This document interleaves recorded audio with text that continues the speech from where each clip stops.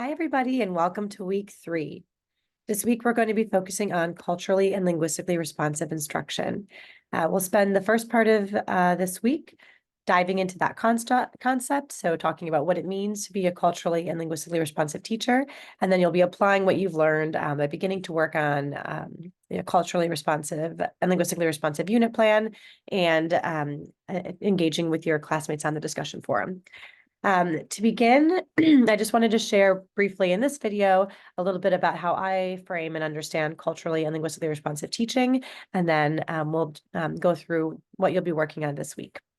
So there's 4 main tenets that I think about when I conceptualize culturally and linguistically responsive teaching. The first is it's an approach to teaching that is asset-oriented, which is building upon what we've talked about in previous weeks, seeing our students in terms of what they bring and what they can do, not in terms of what they lack. Second, it positions the teacher as a learner. It's kind of a shift away from that idea of the teacher as a sage on the stage who knows everything, to recognizing that we teach best when we know something about our students, right? So it's important then to learn about our students and their families and find out what they do outside of school, so that we can then adapt our teaching accordingly.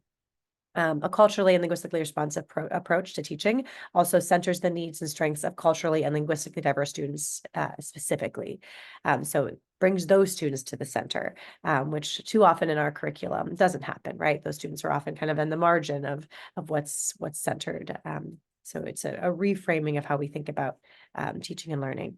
And fourth, and most important, I think, is it seeks to dismantle systemic racism and societal inequities. So it isn't just about kind of a nice approach to teaching that welcomes everybody in, but it really is about identifying the inequities that exist in the world and doing that work with students, helping them to be critical thinkers and critical of the inequities that they see, and then working with students to find ways to address those.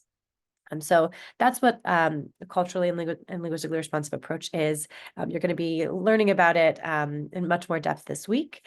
So you'll start with an article from Education Week by Will and Nahara that I think does a really good job of giving you kind of the history of this lens. What is culturally responsive teaching and how has it been talked about over time? And also talks about kind of some of these tenets in their definition. You'll then watch a video by a very brief 3-minute video from Dr. Gloria Ladson-Billings, who was one of my professors when I was doing my PhD studies at the University of Wisconsin. And she is one of the experts on culturally competent teaching. So she gives kind of her definition of what this means. And then you will watch another short video that's kind of an application of what this looks like in practice, with Sonia Galaviz, who is the Teaching Tolerance Award winner back in 2011. And so she talks about how she brings this approach into her classroom instruction. So after talking about culturally responsive teaching, we will shift to linguistically responsive teaching, which is an area that I've spent a lot of time thinking about in my own research and the work that I do with bilingual schools specifically. And so you're going to watch a webinar series that is 5 short videos talking about how do we teach bilingual students from a linguistically responsive lens. You'll be introduced to the concept of translanguaging, which is a term that describes the fluid and dynamic ways that bilingual and multilingual people use their linguistic repertoires and access their linguistic repertoires to make meaning. So you'll learn a little bit about what this approach is and what it looks like in the classroom through these 5 really excellent videos. I've also linked an article that I recently co-authored with a colleague of mine, where I talk about translanguaging pedagogies and give some examples, which is an optional read, but if you'd like to learn more, you have that as a resource. And then I also have a note about thinking about translanguaging in bilingual contexts, which is important for those of you who teach in dual language or bilingual contexts to think about, how can I bring my students' whole linguistic repertoires in, but while also recognizing that, the spaces that I have for the minoritized language, so the spaces that I have for teaching in Spanish, for example, are really important to maintain because otherwise English kind of takes over. So I have a few thoughts for you about that, and I'm also happy to talk about that if you're excited about, finding more flexible and dynamic ways to bring your students' home languages into the classroom. I'm always happy to talk about that via email or to set up a time to meet. All right, so once you've got the foundations for culturally and linguistically responsive teaching, we'll then move into thinking about unit planning from that lens. You're going to be reading a chapter from Goldie Muhammad's book, Cultivating Genius.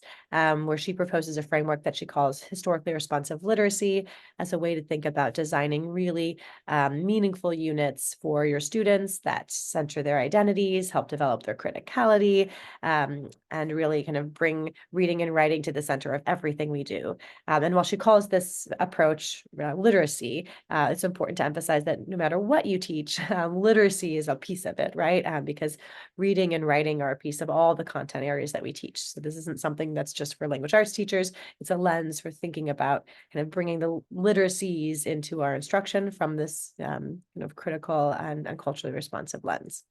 So I've linked her whole book if you're interested in purchasing it and reading the whole thing. It's great. We're just going to be using one chapter as kind of the framing chapter, and then you'll dive into unit planning. So you see for step 4 and 5 this week, you'll start by discussing and applying. So discussing kind of what you've learned and synthesizing it. And then you'll move towards beginning to work on your unit plan project.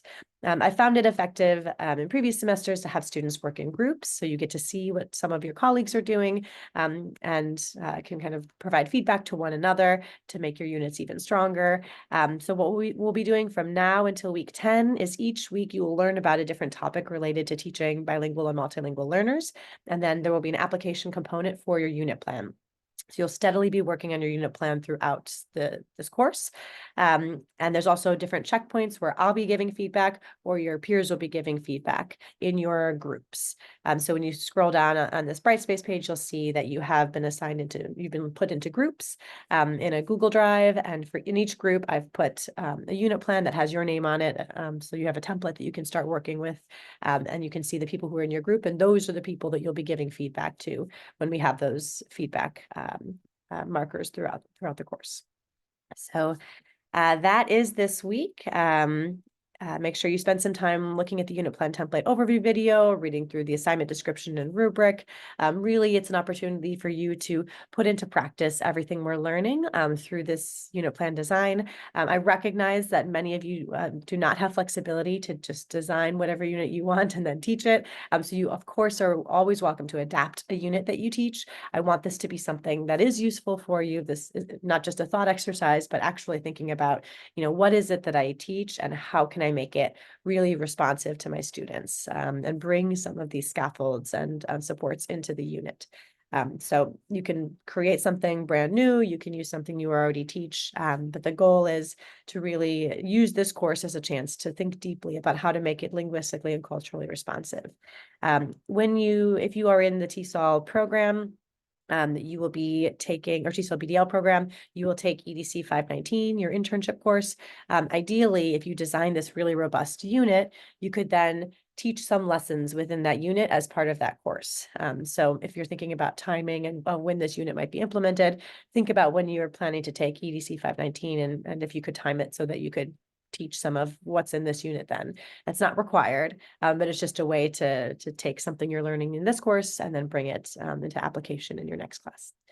So that is it for this week. I look forward to seeing the beginnings of your unit design.